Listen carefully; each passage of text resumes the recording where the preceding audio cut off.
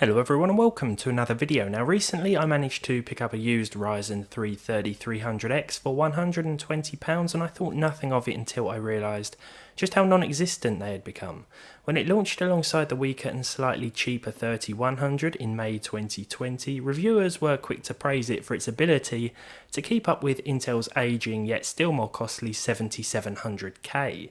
In gaming alone it was even hot on the tail of the all-round excellent 6-core AMD 3600, and then it got quite expensive and just disappeared. So why, and how's it holding up today? Now I actually bought the 3100 on launch day and built a budget PC with it where it performed quite well in pairing with a 5500 XT. In the following weeks I thought, I think I'll build a 3300X PC now as well, but to my surprise I couldn't get hold of one. And despite an occasional appearance at select retailers, it's proven very elusive ever since. The thing is, when it was new, it was priced so well that it flew off the shelves, and any time it reappeared in small quantities, it didn't take long to sell out again. Not everyone who bought one wanted one, of course. We're much more familiar with the term scalping these days, but it's something that has always happened to desirable PC hardware, and the 3300X was no exception. Even though it made no sense to buy once the prices started encroaching on the 3600's MSRP. But people did, and once the price of something increases, it doesn't often go down, at least not very quickly, especially if retailers catch on to the market trends and start selling a highly demanded product at a higher than recommended price. As far as the shortages that plagued this chip were concerned, well, it could be that AMD just didn't make that many of them. A few people still speculate that the 3300X was primarily a paper launch, a showpiece that was designed to intimidate the competition. While I'm sure it certainly succeeded in that regard, I don't buy into that theory entirely. The first part, yes, but not really the paper launch thing. Now my understanding of how CPUs work internally is limited. Once I've plugged a processor into a compatible motherboard and the system turns on, I'm satisfied. I never really give it much thought as to how they work, but for the 3300X I've had to. Now I put the question out on Twitter, at RGInHD by the way, asking why you thought the 3300X was in such short supply, and a lot of you guys who are far more intelligent than I am helped explain the scarcity of this CPU. The manufacturing process for Ryzen 3000 series CPUs was quite successful. Most effective chiplets didn't have 4 working cores on one CCX needed to make Ryzen 3300Xs from.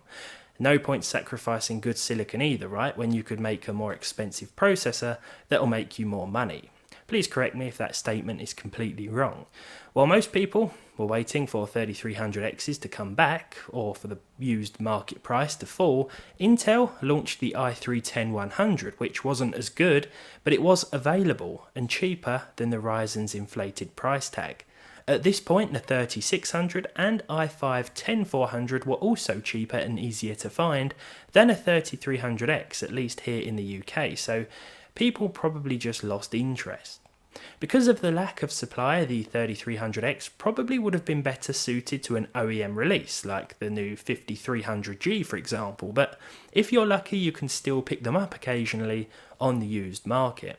I think they were back in stock at Micro Center in the US as well a couple of months ago. As a 4-core 8-threaded chip, it was pretty capable and could handle all of the games that you wanted to throw at it. It was considered a beast pretty much, especially at the price tag, which is of course partly the reason why it didn't last long, either in stock or at the recommended retail price.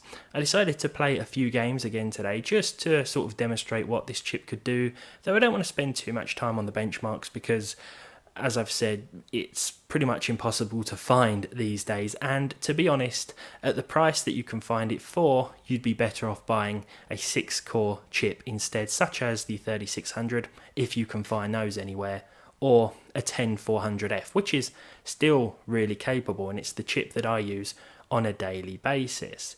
There's also the 11400F, which can be found for a pretty reasonable price, although that depends on where you live of course. At the moment with the GPU shortages everywhere, well, you could buy as nice of a CPU as you like, but you might not actually have anything to pair it with. As you can see, GTA 5, a slightly older title, runs absolutely fine on the strong 4th core 8-threaded 3300X CPU. Another strong performer is Red Dead Redemption 2, though I would take this footage with a grain of salt here because although the frame rate is well and truly above 100 frames per second in most instances, the settings are pretty low, and this frame rate will soon drop once we are inside busier town or city areas such as Valentine or Saint Denis.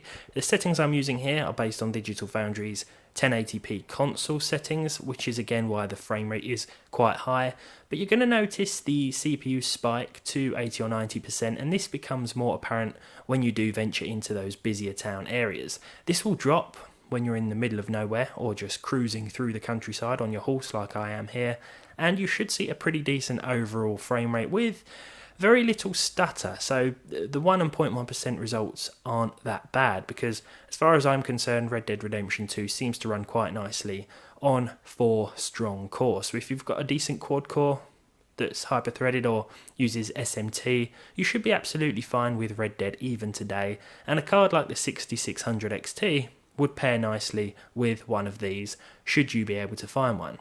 Moving on to a couple of newer games now, and Cyberpunk 2077 is a title that could potentially prey on this thing's so-called weakness, its 4 physical cores. Personally, I think it would be cruel to call it a weakness because unlike what some say, I believe that 4-core 8-threaded chips are still perfectly acceptable, even for gaming if they are priced right.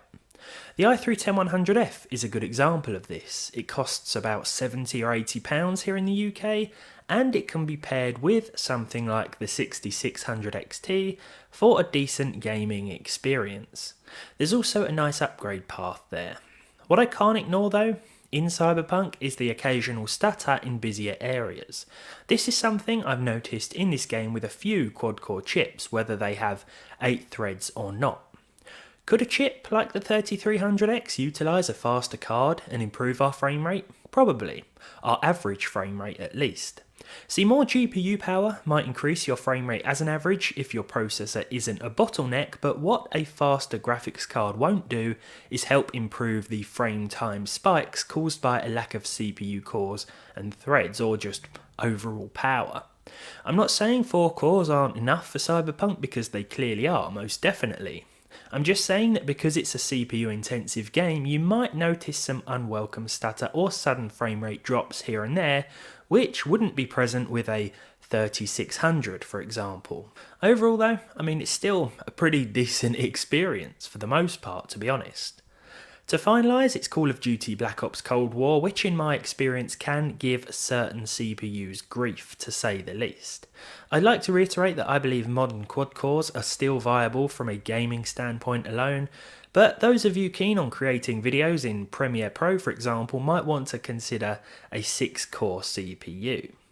My advice to anyone looking for a 3300X in 2021 would be to either keep an eye out on the used market, don't overpay, and if that fails, consider an i3-10100F instead, which isn't as fast, but it's certainly still capable, and it's about 100% more available. 3100s pop up more frequently too, but again, don't overpay, and consider your other options before making a purchase. With that said, this has been a look at the 3300X in 2021, AMD's pretty elusive yet very popular CPU that was probably too good for its own good. If you enjoyed this one, leave a like on it down below, leave a dislike if you didn't, subscribe to the channel if you haven't done so already, and hopefully I'll see all of you in the next one.